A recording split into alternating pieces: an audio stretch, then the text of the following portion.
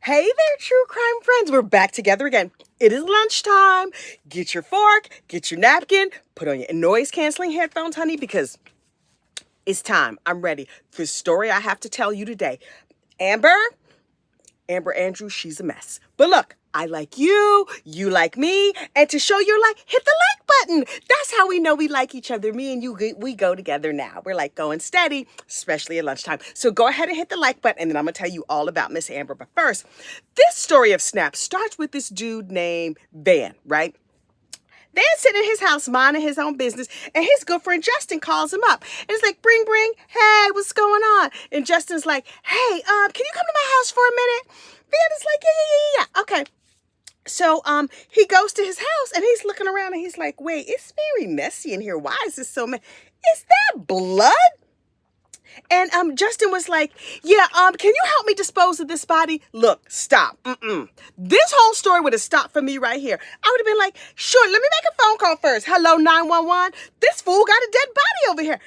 Van is a better friend than me. First of all, what makes you think you can just call my house and ask me to come over and help you get rid of a body? Now, if it is your partner and that person has done you wrong, you don't even have to say nothing. Girl, the eagle has landed. Come to my house, and then maybe I might help you. But you ain't heard the we friends now, so like that's just between me and you. But just like some random dude, and it's some other random person that's dead that you don't know, and now you're being asked. I'm not that good a friend. Just so that you know, for the record, I am not that good a friend. If it's somebody we both dislike, well, it was a bad case of suicide, and the person got cut into pieces. I don't know how. Don't ask me no questions. So, Van goes to his friend Justin's house, and he's just like, he said he's thinking, Justin has done it. He finally killed Brandon. What? So, Brandon is cut into pieces. They put him in some, those like 5-gallon buckets, those big, like those painter buckets from Home Depot. They put a bunch of those, put the body parts in 5-gallon buckets, and then put like the biggest part in a dog kennel. And then they put a tarp over the dog kennel because decorum? I don't, you gonna use it as a table now? With that nice tablecloth, I guess you could, but the flies and the blood, maybe not so much. So anyway, Van helps him load the 5-gallon buckets and the dog kennel into his truck, helps him drive it down to the river. They fill the buckets with cement, put the tops on them, and then drop them in the river. And then Van is like, I can't really help anymore. This is really like the disposing of the body thing. That's not my, I can't. So, I'm gonna see you later though. Have a good night. Bye. And then he went home and he was like, oh Lord, what am I gonna do? And he was like, you know what?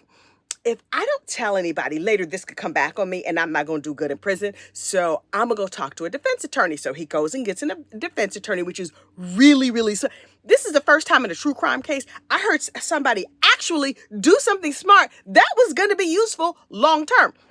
So Van goes to the lawyers and he's like, listen, my friend called me up and there's a dead body and this is all what happened. And all I did was help him transfer the 5-gallon buckets from his house to the truck, and I might have loaned him some bleach and a mop, and I might have helped him clean up, but other than that, I didn't do anything. And the lawyer was like, okay, thanks for coming in. We're going to go have a little talk with the popo, and we're going to see what they have to say. But because, here's the thing that I did not know. Because Van, unsolicited, voluntarily was like, it's a dead dude in the river. You might want to go. They were like, okay. And so instead of treating him like an accomplice, they treated him like a victim. He got sucked into the crime. So listen, so if one of my enemies calls me up and it's like, can you help me get rid of this dead body, my husband, my mother-in-law, or whatever, I'm going to be like, yeah, girl, come on. And I'm going to loan her my bottle of bleach. And then I'm going to go straight to the police and be like, you know what she did? And then I'm not going to get in trouble. Is there a prize? Is there reward money for the missing mother-in-law? I'm asking for a friend. I just need to know. So anyway, the cops are like, Justin, boo-boo, why don't you come in, have a little seat. Have a little seat. No. You're not under arrest yet. Have a little seat. We need to talk to you. What have you been up to? Have you been down by the river lately? What's going on with you? And so I don't know how it all came out, but this is the story of how poor Brandon got unalived. So Brandon was married. Well, first of all, he was raised in a nice family. Everybody liked everybody except for his dad was part of a biker gang. Okay, a violent biker gang. Because apparently I learned in this episode of Snapped that most biker gangs are not violent. Okay, good to know. 1% of biker gangs are like the drug dealy, unaliving type people. And so those gangs are referred to as the 1%. I thought the 1% were the 1% of people who were richer than all the rest of us. But now we know there's another 1%. So this is the alternate 1%. Okay, so fine. So this biker gang was part of that 1%. And when the dad died from like he botched medical procedure, whatever, Brandon was like, I'm very, very sad. And even though I'm 25 and I'm not like a terrible guy, I do really miss my dad. So the biker dudes were like, well, you could come and hang out with us. So he hung out with them, but he did not commit any crimes, but he was friends with people who committed a lot of crimes. And in his grief and in his like distress, he was like, I need to get out of this town I'm from. I'm going to move to Las Vegas. So he moves to Vegas. He hangs out with the biker dudes in Vegas and everything is going good. He gets his own motorcycle. He opens a motorcycle shop. He's living happily ever after, living his dreams. And then he meets this girl who's a tattoo artist. And he's just like, look at all of her beautiful body art. She has tattoos all over. She's gorgeous. She's nice. I'm going to marry her. You know, her kitty was feral. I'm just saying, we have talked about the women who were of the feral kitty variety. She got a feral kitty. I'm just saying. So anyway, he marries this girl and she was crazy. So, you know, she was doing all the tricks in the bedroom. She was like, yep, my kitty can spit out golf balls. It can do backflips. It could do all kinds of stuff. And he was like, yay, this is delightful. This is why I married you. And then the girl gets pregnant and he was like, okay, cool. We're going to settle down. We're going to be a family. And she was like, great. So they had the baby. And then a couple of years in, she's like, this settling down and being a family thing is really not for me. And he was like, no. I have benefits and there's a 401k and I've set up my share. And she was like, yeah, nah, not into it. So he was like, okay, so I'm going to take the kid and you can go do what you want to do. And she was like, oh, no, I don't want you, but I do want my baby. And so they were like, okay, let's go let the judge decide. And the judge looked at the whole situation and was like, not only is her kitty feral, she's into drugs, she's into alcohol, she don't come home at night, she not acting right, she don't comb her hair on a regular basis, she does not floss. All the things you're supposed to do as a parent, she didn't do. So Brandon got custody of the child. And so the girl was like, fine, I'm going to go do some more tattoos and get high and get crazy and do whatever. So she went and did whatever she wanted to do. And Brandon's over here raising this child like a decent human being, like you're supposed to do. And so she was like, you know what? I miss my family.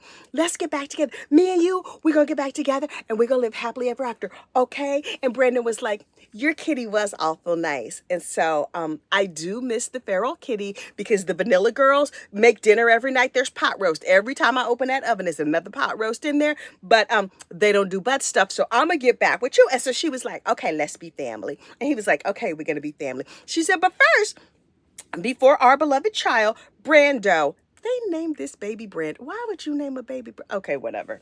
So she was like, before Brando starts kindergarten, let's go visit my family in Oklahoma. But just for like the weekend, we're going to go. He can see his nana and we can hang out. Everything's going to be great. And so Brandon was like, okay, cool. And then Brandon was never seen again. Smash cut to Brandon is in pieces in a bucket at the bottom of the river. But the girl was like, I don't know what you're talking about. He ran off and I don't know what happened and haven't seen him since. Okay, bye. And so the police did a little investigation and they were like, girl, nah, that's everything you said is not adding up to what actually happened. So we're going to give you these nice bracelets and we're going to take you down. And she was like, wait. I heard that my ex-boyfriend Justin unalived him, but I didn't have anything to do with it. And they were like, well, ma'am, when we performed the autopsy, looks like he was shot with 2 guns. And one of them was probably from you. And she was like, oh, I had not considered that. If you give me a few minutes, I'll be able to think of another story. And they were like, nah, don't you worry about that.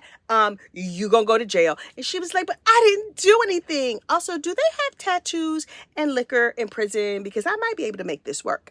And they were like, okay, you're gonna find out. So she goes to court. And she's like, it was not me. There are no fingerprints. There are no nothing. You can't even prove I was there. And then they rolled out a whole bunch of evidence. And she was like, oh, so I guess I have to go live at jail. now? And the judge and them was like, yeah, you're not gonna see your baby. Brandon is gone. Justin, the new boyfriend, he has rolled over on you. Van is now considered like a victim of your craziness and crime. And so you get to go to prison. And she was like, dang. I'm sure they have drugs though, so I'll be fine. So meanwhile, she was like, it was not me. It was not me. It was not me. Do they have meth? Wonder if I could get some. You can make meth. What is the recipe for? If somebody could write the recipe for meth for me down, then I'm just gonna go over here to prison and I'm gonna be just fine. So she ends up going to prison and she got LWOPed. Well, turns out in the state where she was, Oklahoma, life without the possibility of parole is not exactly life. So she might be able to get out much, much later, but not right now. And her child ends up being raised by little Brando. Is raised by Brandon's family. So I guess that's nice. I just hope he doesn't become part of the 1%. Oh, and part of the reason that she said she killed him, she was like, I was afraid of him because he said he was a 1%er and I thought he was gonna unalive me. And so in self-defense, I unalived him first. And the judge was like, right. San Quentin, you go. I don't know if they have San Quentin in Oklahoma, but she went to prison for a very long time. So the moral of the story is, have affairs with the feral kitty. Marry vanilla girls also because they will make you pot roast. That's probably not the point that Snapped wanted us to come to. That is what I have come to. You're welcome. You have a great day, and I will talk to you later. Bye.